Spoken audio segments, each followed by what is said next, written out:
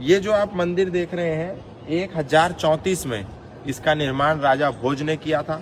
5000 विद्यार्थी यहाँ पर पढ़ा करते थे।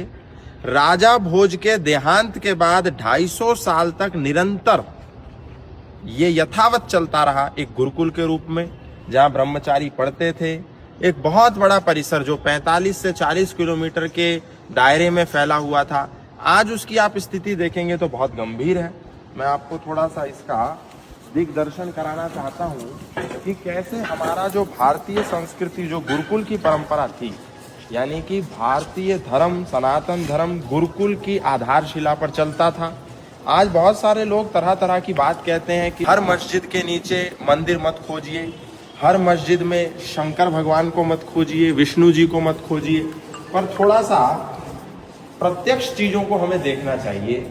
यहाँ चारों तरफ आप देखेंगे ये मूर्तियां थी हमारे देवी देवताओं की, ये मूर्तियां थी और ऊपर इधर खंडित कर दी चारों तरफ से। यहाँ पर जो मूर्ति थी तोड़ दी और उसको मैं दिखाना चाहता हूँ मंदिर परिसर के अंदर कौन सा ऐसा आर्किटेक्चर है।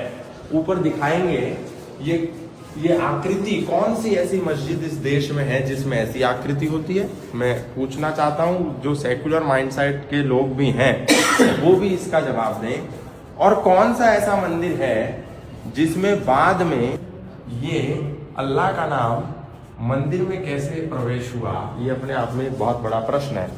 और इधर खड़े होकर के ये हमारा मंदिर परिसर है, मंदिर है, हजारों वर्ष पुराना मंदिर है। इस स्थान पर खड़े होकर के एक काजी या जो भी उसको बोलते हैं, मौलाना है, मौलवी है, मुकर्रम है, सैयद है, वो यहाँ खड़े होकर के हर शुक्रवार को यहाँ जुमे की नमाज होती है। मतलब ये एक इतिहास की मैं आपको घटना, एक इंफॉर्मेशन है ये कि कैसे जो राजा भोज की स्थली है जिसमें 184 से अधिक खंबे हैं, कौन सी मस्जिद में इस तरीके की आकृति, इस तरह का आर्किटेक्चर होता है। कहीं सीरिया में है क्या, कहीं इराक में है, कहीं अफगानिस्तान में है, कहीं ईरान में है। कौन से देश में ऐसा आर्किटेक्चर हमको देखने को मिलेगा।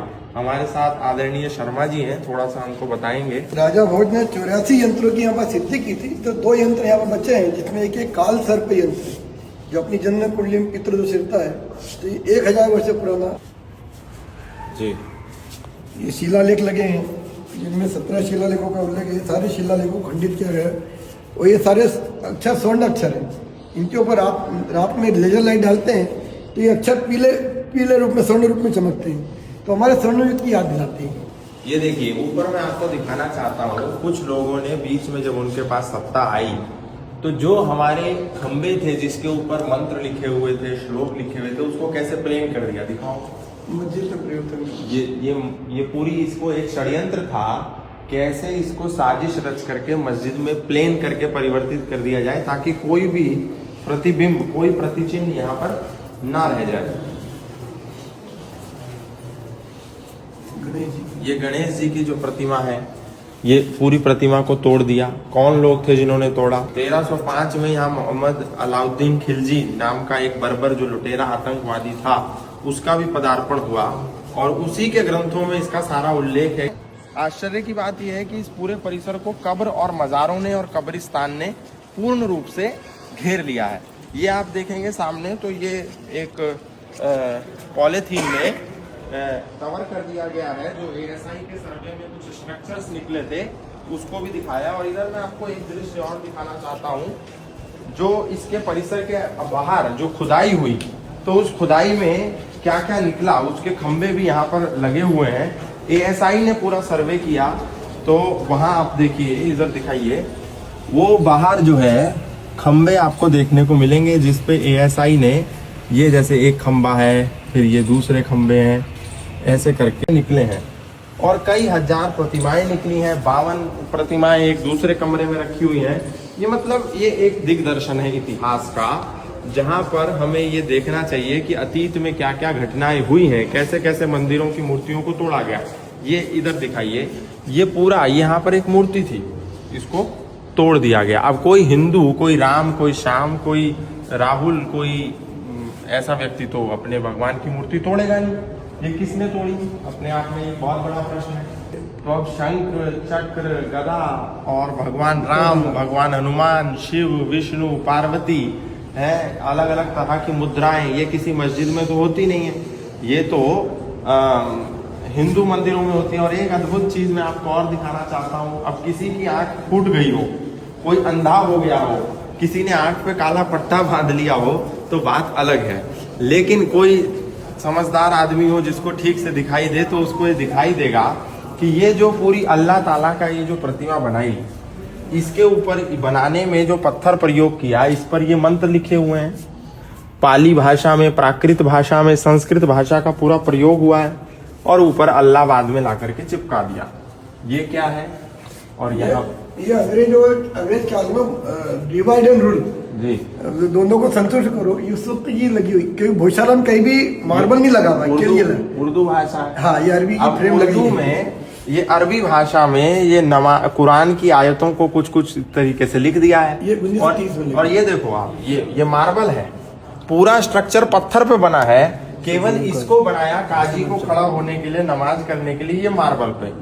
अब बताइए, 2003 से पहले तो यहाँ पर हिंदू प्रवेश भी नहीं कर सकता था, तब तक केवल नमाज होती थी, नमाज ही करते थे। और आज भी भारत स्वतंत्र है, ऊपर से लेके नीचे तक सनातनी लोग बैठे हैं। प्रधानमंत्री सनातनी है, गृह मंत्री सनातनी है, रक्षा मंत्री सनातनी है, मुख्यमंत्री सनातनी है, मध्य प्रदेश के सारे सांसद सनातन के विचारधारा वाले हैं, सारे सनातनी हैं। उसके बाद भी आज भी शुक्रवार को हिंदुओं के इस इतने बड़े ऐतिहासिक परिसर में, जो कई हजार वर्ष पुराना है, सन 1034 में बना था, अब 2025 चल रहा है, 1000 साल की है 1000 साल पुराना संस्थान, यहाँ पर आज भी नमाज की हो रही है। और बाहर चारों तरफ कब्र ही कब्र आपको देखने को मिलेंगी, यानी कब्रिस्तान ने पूरा का पूरा इसको हाईजैक कर लिया है। अब इस समय जब सारे ऊपर से नीचे तक सांसद, मंत्री,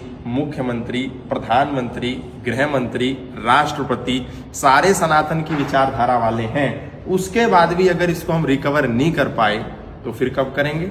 फिर तो आने वाले समय में यहाँ धड़ल्ले से नमाज भी चलेगी और अंदर भी कब्रिस्तान बनेगा, ये मैं समझता हूँ तय है। तो ये मैं आपको जानकारी इसलिए दे रहा हूँ ताकि आप कभी इधर आएँ, धार में आएँ, मध्य प्रदेश में आएँ, इंदौर के पास आएँ, तो केवल ओंकारेश्वर या केवल महाकाल का परिसर घूम करके और फोटो खिंचा करके ना जाएं। इतिहास के अपने ये जो तथ्य हैं, ये जो भगवा झंडा यहाँ पर होना चाहिए था, लेकिन आज हरा झंडा है। कहीं भगवा झंडा आपको दिख रहा है पूरे परिसर में? कहीं नहीं दिख रहा, लेकिन हरा झंडा दिख रहा है, उस पर अल्लाह ताला का नाम लिखा है। दिखाओ जूम करके उसको। तो ये हमारे छाती पर जो ये गड़ा हुआ है, ये चीख चीख करके बता रहा है कि हिंदू को मरना है, इसको कोई भी बचा नहीं सकता है, इसका मरना तय है।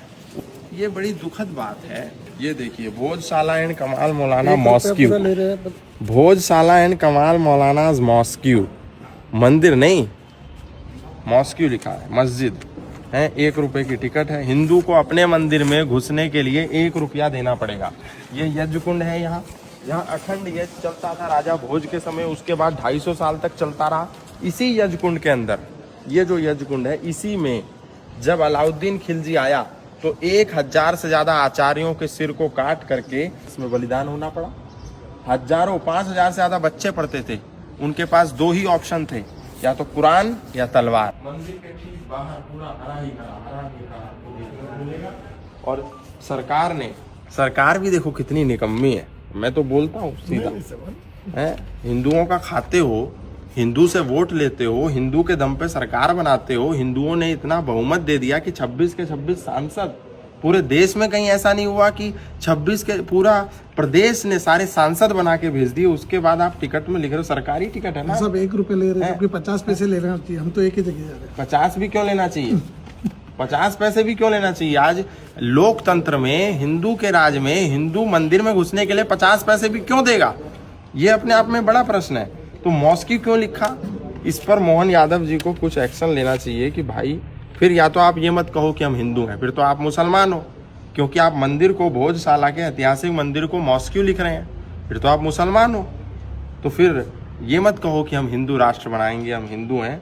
इसको तुरंत चेंज करना चाहिए। ये अपने आप में बड़ा गंभीर बात है, बहुत दुखद भी है। तो बाहर देख लीजिए, पूरी चारों तरफ कवर ही कवर है, मौलाना ही मौलाना बैठे हैं चारों तरफ, गोल टोपी वाले। सरस्वती कूप जो है पूरा कब्जा करके कमाल खान की उस पर मजार बना दी।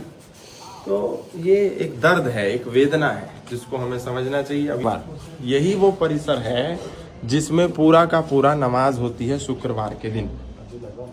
क्या मंदिर में नमाज होनी चाहिए? क्या किसी मस्जिद में हनुमान चालीसा हो सकती है? या किसी मस्जिद में यज्ञ करने के लिए मंगलवार को मिलती है अनुमति? यदि नहीं मिलती है तो भोजशाला के मंदिर में नमाज के लिए अनुमति क्यों मिलती है? और आने वाले 2026 में एक नया संघर्ष है जो 2003 में भी हुआ था। शुक्रवार को ही बसंत पंचमी हो गई, 2016 में भी ऐसा हुआ, शुक्रवार को ही बसंत पंचमी हो गई। अब बसंत पंचमी को तो यहाँ पूजा होती है क्योंकि माता सरस्वती वेद की अधिष्ठात्री है। तो अब दोनों में संघर्ष हो गया कि नमाज करेंगे कि सरस्वती की पूजा होगी। अब उस समय सरकार ही हिंदुओं को बाहर निकाल देती है कि नहीं, नमाज होनी चाहिए। अब वही 2026 में रिपीट होने जा रहा कि सरस्वती की पूजा करें कि नमाज करें। तो आने वाले समय के लिए तैयार भी रहना है और ये भी प्रयास करना है कि पुनः ये जो पूरा स्थान है ये सनातनियों को दे दिया जाए, क्योंकि ये सनातनियों का है। चीख चीख के जो ये खंबे हैं, ये जो प्रतिमाएं हैं, ये जो अवशेष हैं, ये कह रहे हैं हम एक भाई से दूसरा भाई 2 गज जमीन के लिए लड़ता है।